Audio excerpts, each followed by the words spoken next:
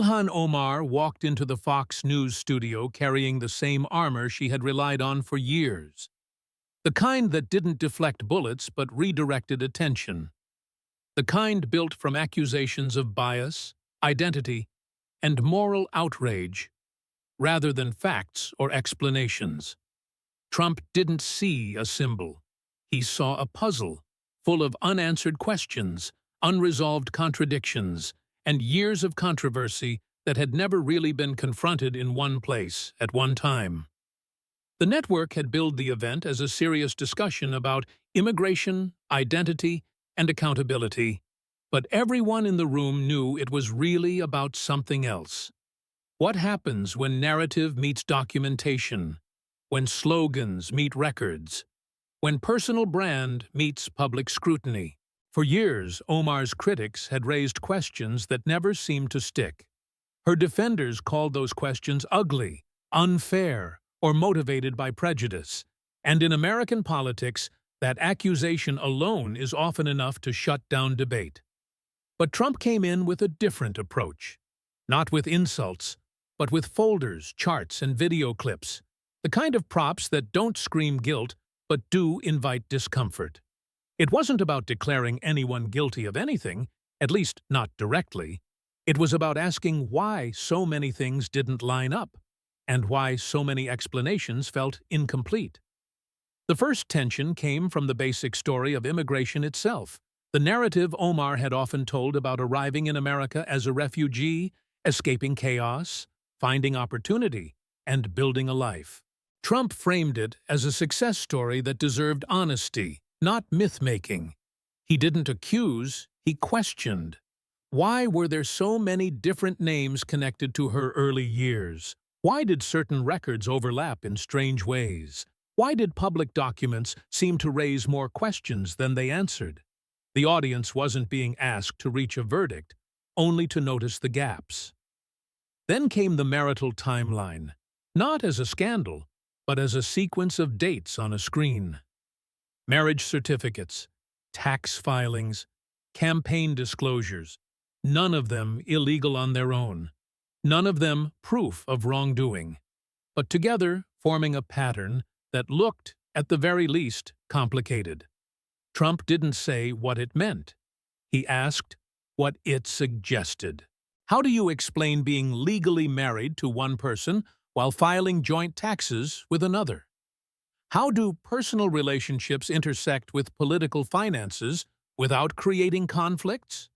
These weren't courtroom questions. They were political ones, the kind voters are left to interpret for themselves. The mood shifted when the conversation moved to Omar's past statements, especially the now infamous "some people did something" about 9/11. Trump didn't frame it as malicious. He framed it as revealing. Language, he argued, isn't just words, it reflects priorities. Was it carelessness, poor phrasing, or something deeper? Did it show a tendency to abstract American tragedy into political theory? Or was it simply an example of how a single sentence can overshadow an entire career? Again, no verdict, just a mirror held up for the audience to look into. The same method followed with her comments about Israel and Jewish political influence. Trump didn't accuse her of hatred, he pointed to reactions, including from her own party, and asked why those reactions existed in the first place. If the statements were harmless, why did Democratic leaders feel the need to pass formal resolutions condemning them? If the intent was misunderstood, why did the explanations keep changing? It wasn't about labeling her, it was about asking why even allies seemed uneasy. Campaign finances brought another layer of discomfort, not as corruption, but as optics. Millions of dollars flowing from a political campaign to a spouse's company might be legal, but legality and public trust aren't the same thing.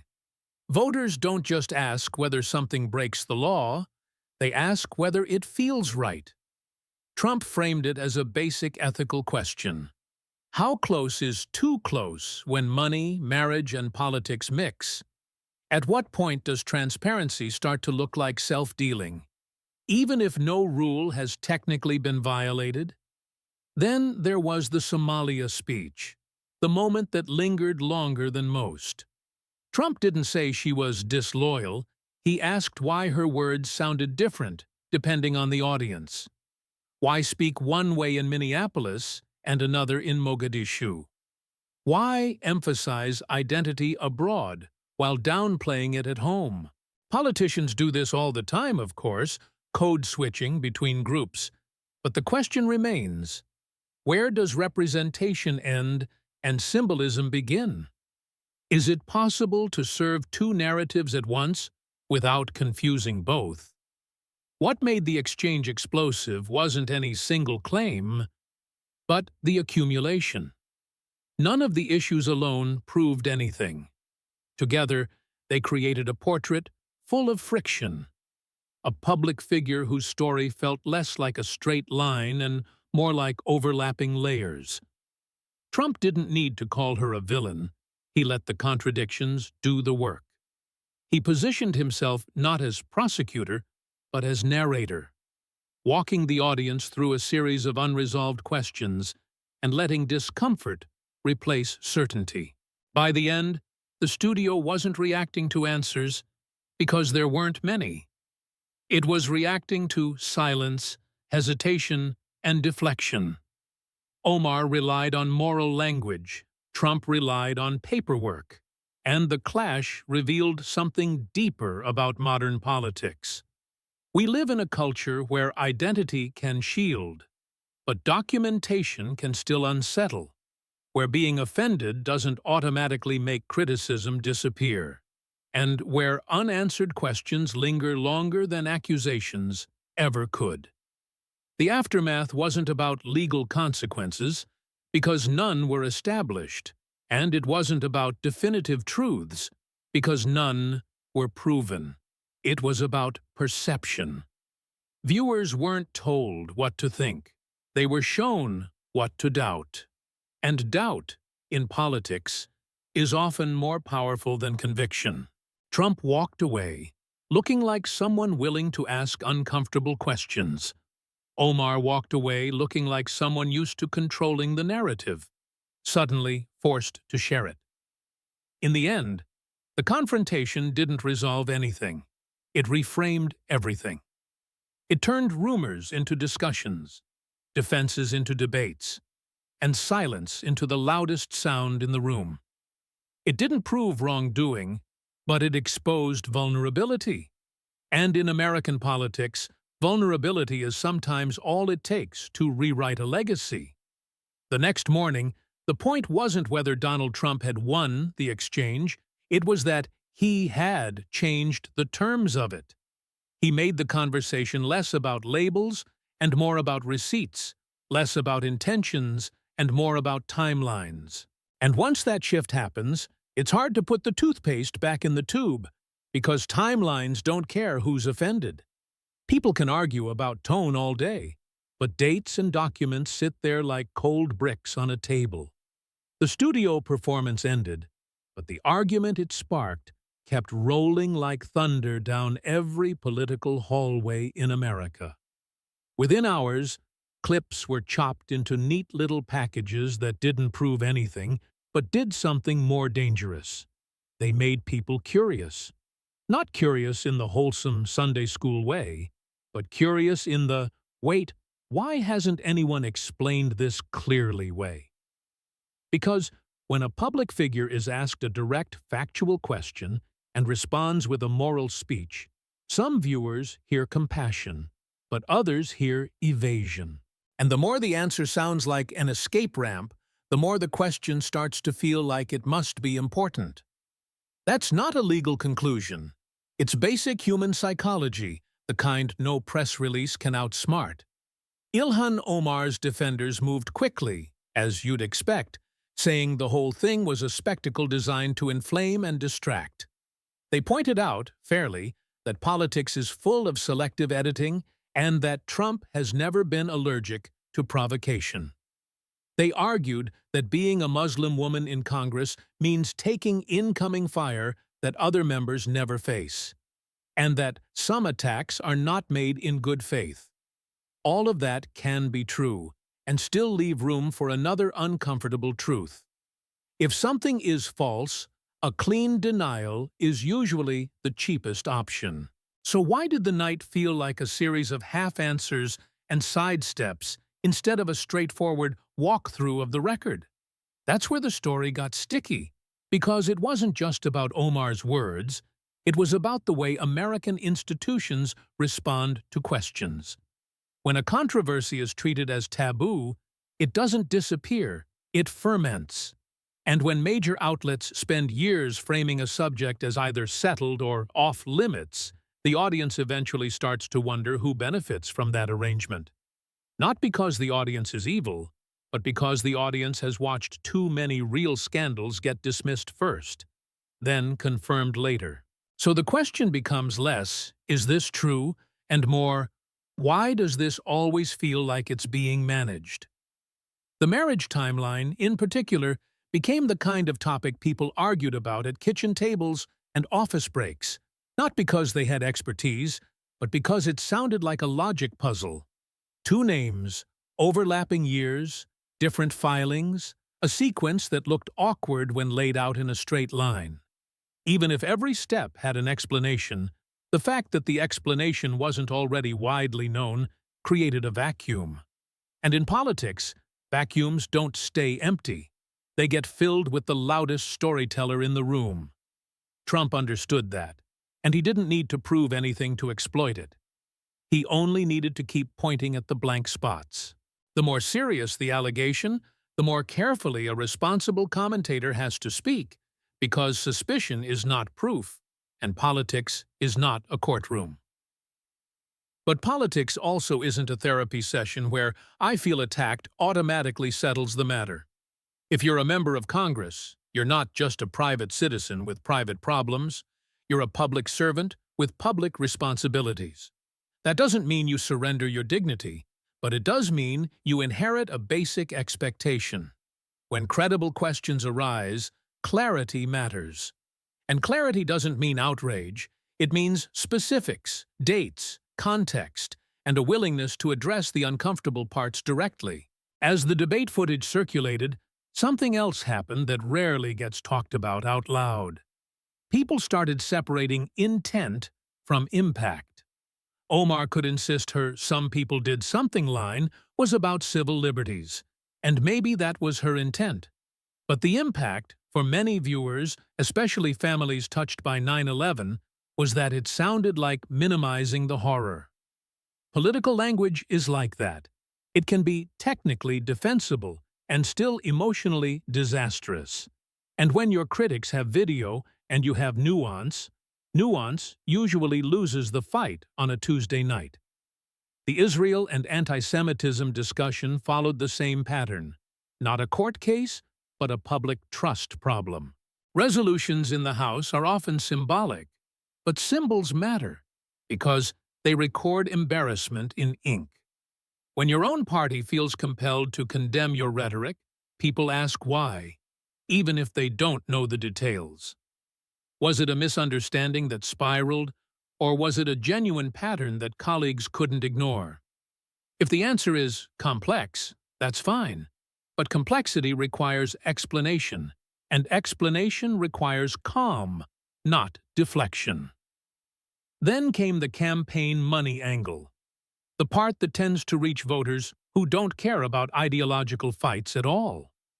Because most Americans can't recite House resolutions, but they understand what it looks like when money circles back into the family. Maybe it was routine vendor work. Maybe the services were real. Maybe it was all properly disclosed. But the optics are still combustible. And optics become even more combustible when a relationship timeline overlaps with political payments in a way that looks messy on a screen. Even if there's no wrongdoing, the public still asks the question politicians hate most. Would you tolerate this if the other side did it? Omar's Somalia comments, translated and replayed, landed differently depending on the listener's assumptions. To some, it sounded like diaspora pride and cultural connection, something millions of Americans understand in their own immigrant families. To others, it sounded like blurred allegiance, not because the words proved anything, but because the moment was easy to frame as America second. And once that framing catches, it becomes a kind of political stain that's hard to scrub, because it's about vibes more than facts. The real issue wasn't Somalia, it was inconsistency, the sense that the message changes based on who's clapping. At that point, the story had stopped being about Omar alone and started becoming a referendum on the media ecosystem. Trump's supporters said, "See, this is what they've been hiding," while Omar's supporters said, "See, this is the ugly circus they always run." Two audiences watched the same footage and felt two completely different realities, which is basically modern America in a nutshell. But in the middle was a third group, the quiet majority that doesn't live on political Twitter and doesn't attend rallies. They weren't looking for a hero or a villain. They were looking for an explanation that didn't sound scripted. And that's what made the night so effective as theater. It forced the question of who gets to declare a topic illegitimate. If a claim is false, say it's false and show why. That's the cleanest route. If a claim is true, or partly true, or simply unresolved, then years of pretending it's not worth discussing starts to look like protection. Neither side likes that dynamic, because it punishes both censorship and recklessness at the same time. It's a spotlight that makes everyone sweat, including the people holding it. From there, the speculation machine did what it always does. It multiplied every unanswered question into 10 more. If Omar wouldn't address one point cleanly, viewers assumed there must be a reason, even if the real reason was simply political instinct. If Trump presented a document, viewers assumed it was definitive, even if documents can be incomplete or misinterpreted without context. The truth is usually less dramatic than the show, but the show is what travels. And the show had a built-in hook. Why won't she just answer the question the way a normal person would? At the same time, more careful observers began asking a different set of questions that cut against easy narratives. What exactly counts as evidence in a live TV setting, where no one has time to verify anything line by line? How much weight should an audience give a chart built by political operatives whose job is persuasion, not neutrality? When Trump says investigators believe, who are those investigators, and what standard are they using? Those questions don't absolve anyone, but they do remind people that theatrical certainty is not the same as established fact. Still, politics isn't obligated to wait for a courtroom, because voters make decisions long before courts get involved. A candidate can be legally fine and politically finished. A politician can be cleared of wrongdoing and still lose public trust if their explanations sound slippery. Trust is fragile, and in a country this polarized, it breaks faster than it heals. That's why the event mattered even without any official finding, because it was a trust demolition derby, and everyone could hear the metal bending. Omar's team tried to respond by reframing the night as a targeted attack, a performance built on stereotypes and insinuations. But even that response had a problem. It assumed the audience was only reacting to prejudice, not to the visible discomfort of unanswered specifics. A lot of Americans can hold two thoughts at once. Yes, bigotry exists, and yes, some questions still deserve a straight answer.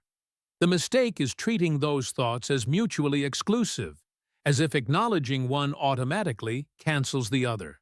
Trump's whole strategy was built on exploiting that mistake by presenting himself as the guy asking what others won't.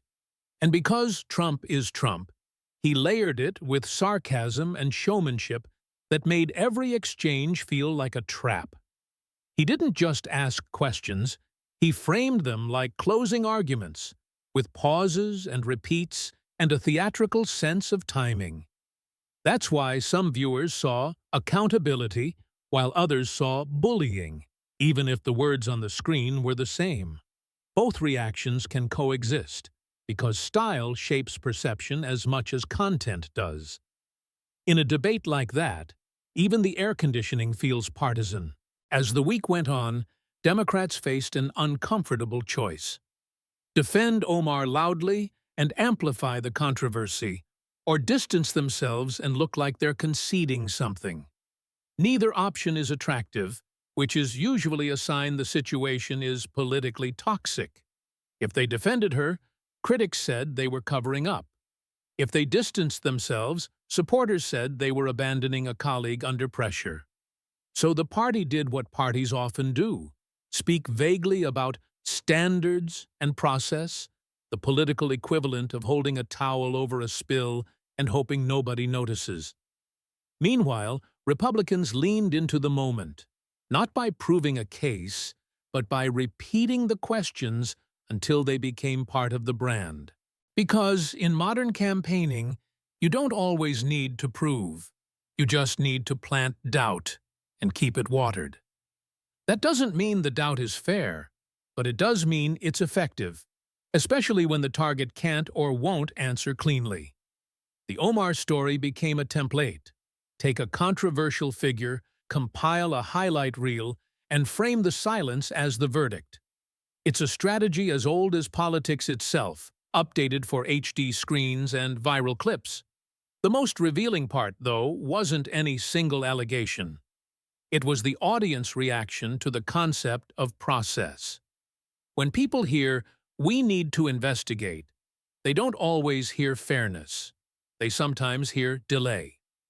When they hear, "This is misinformation," they don't always hear truth. They sometimes hear gatekeeping. That's the trap the media helped build over the years, by being too confident too early and too dismissive too often. Once trust is gone, even accurate corrections land like excuses.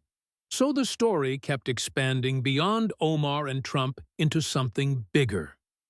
A test of how Americans decide what's real.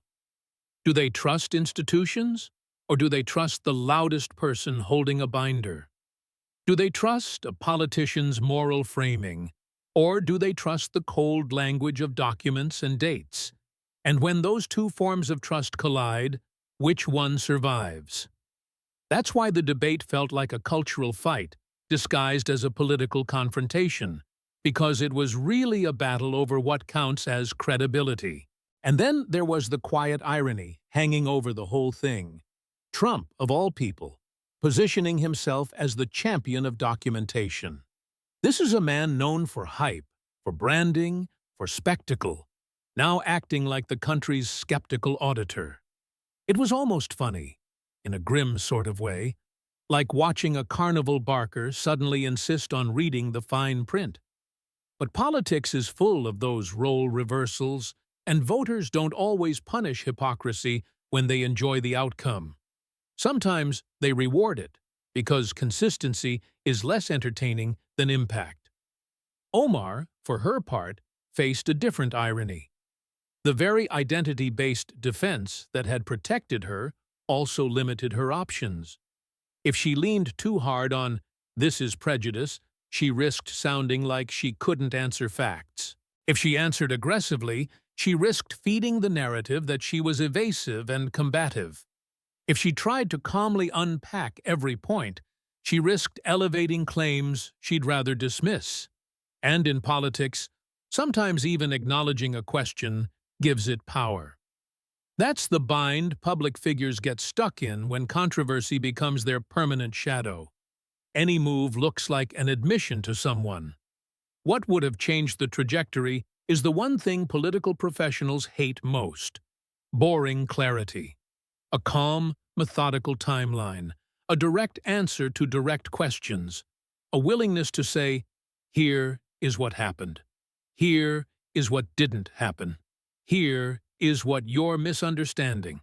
Not a speech, not a scold, not a lecture. Just plain explanations delivered like an adult. Because boredom is underrated. And when you're under suspicion, boring can be your best friend. Instead, the night played like two different scripts running at the same time, one about morality and one about mechanics. And they never met in the middle. By the end of the second week, the debate had become less about evidence and more about what kind of leadership style people want. Some viewers loved the aggressive cross-examination vibe, the feeling that someone was finally saying the quiet part out loud. Others hated it, seeing it as performative humiliation dressed up as accountability. But almost everyone agreed on one thing, even if they didn't say it openly. The event worked because it felt consequential. In an era of rehearsed talking points, anything that feels unscripted, even if it's heavily staged, hits like a jolt of caffeine. By the third week, the conversation had settled into a strange rhythm where nobody was really arguing about facts anymore. They were arguing about expectations. What should a politician owe the public when personal history becomes public material? Is it enough to say, "I've addressed this before"? Or does each new audience deserve a fresh explanation in plain language? And when does demanding answers cross into harassment? And when does avoiding answers cross into manipulation? Those lines are blurry, and the blur is exactly where modern political drama lives. A lot of commentators started pointing out that this wasn't really an Omar story at all.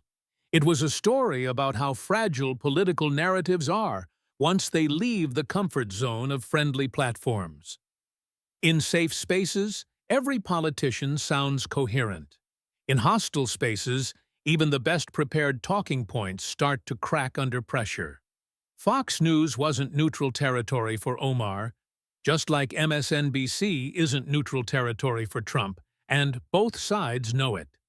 But stepping into enemy territory is also how politicians prove whether their story can survive without applause. The uncomfortable truth is that audiences rarely remember who was technically right. They remember who looked confident, who looked evasive, who kept repeating the same phrase, and who seemed rattled by follow-ups. Politics is less about truth in the philosophical sense and more about performance under stress. That's why debates are judged like boxing matches instead of academic seminars. You don't win by having the best footnotes, you win by not looking like you're hiding. Omar's critics didn't need her to confess anything. They just needed her to look unsure. Every pause, every redirect, every appeal to broader themes was interpreted as avoidance, even if it wasn't. Once that perception sets in, it becomes self-reinforcing, because people start watching for signs of discomfort instead of listening for substance. A raised eyebrow becomes evidence, a nervous laugh becomes a red flag, a moral lecture becomes a smokescreen. At that point, even a perfectly reasonable answer can sound like damage control. Trump, on the other hand, benefited from the low expectations people already had for him. Nobody expected nuance, so any moment of apparent precision felt impressive. When he pointed at dates, names, or documents, it created the illusion of rigor, even if the underlying material still required independent verification. It's easier to look prepared when the bar is set somewhere underground. That's the paradox of populist politics. The less people expect, the more they're surprised by basic competence. Some legal analysts tried to bring the conversation back to reality, reminding everyone that allegations are not verdicts, and that paperwork alone doesn't establish intent. They explained that immigration records can be messy, especially for refugees. They noted that tax filings can be amended, that campaign payments can be legal but ugly, that speeches abroad are often symbolic rather than literal. All of that was true, but it struggled to compete with the emotional narrative already forming in people's heads. Once a story becomes cinematic, spreadsheets don't stand a chance. What really fueled the fire was the sense that this was a proxy battle for something deeper: resentment toward elites. Omar represents a version of the American dream that challenges traditional images of power. Trump represents a version of power that mocks the very idea of moral legitimacy. Putting them on the same stage was like throwing two different political mythologies into a blender. The outcome wasn't clarity, it was spectacle with ideological seasoning. For a lot of viewers, especially those who already distrusted institutions, the debate felt like confirmation of long-held suspicions. They didn't need proof, they wanted validation. They wanted to feel that someone was finally calling out what they believed had been swept under the rug. Trump didn't have to solve anything. He just had to point at the rug and say, "Look, there's something under there." In a climate of low trust, even a gesture toward transparency feels revolutionary. At the same time, Omar's supporters saw the whole thing as an example of how minority politicians are held to impossible standards. They argued that every mistake, every awkward phrase, every complicated personal detail becomes a national scandal when the person doesn't fit the traditional mold of power. They pointed out that plenty of white male politicians have far messier personal histories that never get this level of obsessive scrutiny. That argument also has weight, and it's part of why the debate felt so polarized. Two groups were watching the same footage and seeing entirely different injustices. The real casualty in all of this wasn't either of them. It was the concept of slow, boring accountability. In theory, accountability means audits, hearings, independent reviews, and dull reports that take months to produce. In practice, the public now expects accountability to happen in real time, on a stage, with dramatic lighting and applause. If it doesn't happen that way, people assume it's being buried. We've turned investigation into entertainment, and entertainment into proof. That shift changes how politicians behave. Instead of focusing on being correct, they focus on being unassailable. Instead of explaining complexity, they simplify everything into moral slogans. Instead of answering questions, they attack the premise of the question itself. It's a defensive style that works until it doesn't, and when it collapses loudly. Omar's biggest problem wasn't any specific claim, it was that she seemed trapped in an old strategy in a new media environment. For years, calling something racist or bigoted was enough to discredit it. But now, after countless real scandals across the political spectrum, audiences have become more cynical. They still care about prejudice, but they also care about patterns, inconsistencies, and unresolved narratives. Moral language without factual backup feels incomplete in a world trained by true crime documentaries and investigative podcasts. Trump exploited that shift perfectly. He didn't argue values, he argued structure. He didn't say, "You are wrong," he said, "Your story doesn't line up." That's a subtle difference, but psychologically, it's huge. People are more willing to doubt a story than to attack a person, and doubt spreads quietly. It doesn't need slogans or chants, it just sits in the background of the mind, waiting to resurface the next time the name appears in a headline. That's why, even if nothing concrete ever comes from this episode, it still changed Omar's political trajectory. She may remain legally untouched and electorally viable, but the aura of untouchability is gone. Once voters start associating a politician with unresolved questions, every future message carries extra baggage. There's also a lesson here about how easily political debates drift away from policy into personal narrative. The original framing was immigration and identity, issues with real-world consequences and measurable outcomes. But those topics quickly dissolved into biography, marriage history, speeches, and social media posts. That's not an accident. It's a feature of modern political communication. People relate more to stories than to statistics, even when statistics matter more. In that sense, the debate was almost inevitable. We live in a culture that consumes politics the same way it consumes celebrity gossip. Who said what? Who married whom? Who paid whom? Who posted what? Policy becomes background noise, while personality becomes the main event. Trump and Omar are both products of that system, not exceptions to it. The most ironic part is that neither side probably got exactly what they wanted. Trump didn't deliver a definitive takedown, only a dramatic interrogation. Omar didn't get a clean moral victory, only a defensive stand that left too many loose ends. The audience didn't get truth. They got tension. And tension is addictive, which is why the story kept circulating long after the facts stopped evolving.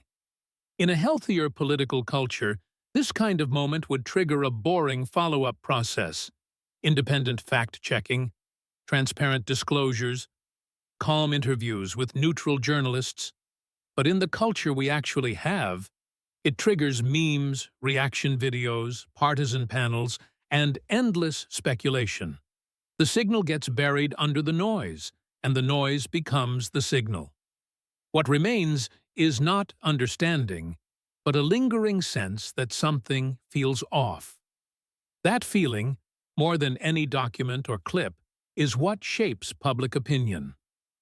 People rarely change their minds because of one piece of evidence. They change their minds because of accumulated discomfort. They stop trusting not when something is proven false, but when too many things remain unexplained. And once that threshold is crossed, rebuilding trust is almost impossible. So the lasting impact of the Omar-Trump confrontation wasn't about guilt or innocence. It was about narrative control. Trump showed that he could disrupt a carefully managed public image with nothing more than selective records and relentless questioning. Omar showed that moral framing alone is no longer sufficient to neutralize controversy. Both revealed the limits of their respective playbooks. In the end, the debate didn't resolve any big questions about immigration, anti-Semitism, loyalty, or ethics. What it resolved was a smaller but more dangerous question: whether audiences still believe official explanations by default. And the answer, judging by the reaction, is increasingly no. People want to see the receipts, even if they don't fully understand them. They want to feel like someone is asking what they're thinking, even if the answers are messy. That's not necessarily healthy for democracy, but it is the reality of the moment.